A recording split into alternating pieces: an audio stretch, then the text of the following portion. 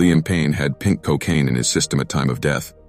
Reports an official in Argentina, where the boy band star died last week, has spoken anonymously ahead of the final toxicology results being released. Former One Direction singer Liam Payne had multiple drugs, including crack cocaine and methamphetamine in his system when he fell to his death from a hotel balcony in Argentina, according to anonymous Argentinian sources familiar with the initial toxicology reports. The British singer and former One Direction member died last week at the age of 31 after plunging from a third-floor hotel room in Buenos Aires.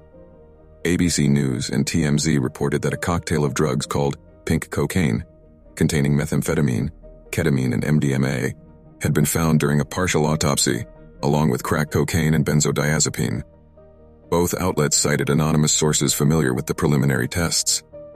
Associated Press reported an anonymous official had said the preliminary toxicology report suggested evidence of exposure to cocaine, but stressing that these initial results don't offer an accurate reading of just how much was circulating in his blood when he died.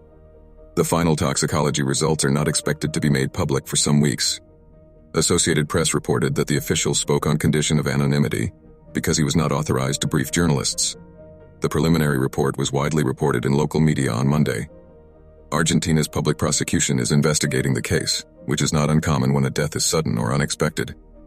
Payne's autopsy concluded that the traumatic injuries that caused his death were consistent with his 3-story fall from the hotel window. Prosecutors have ruled out anyone else being involved. Argentinian investigators found what appeared to be narcotics and alcohol strewn about broken objects and furniture in 31-year-old Payne's hotel room, leading the public prosecution to surmise Payne had suffered a substance abuse-induced breakdown around the time of his fall. The prosecution said Payne could have plunged from his hotel room balcony in a state of semi- or total unconsciousness. Fans and major pop industry figures around the world have reacted with an outpouring of grief.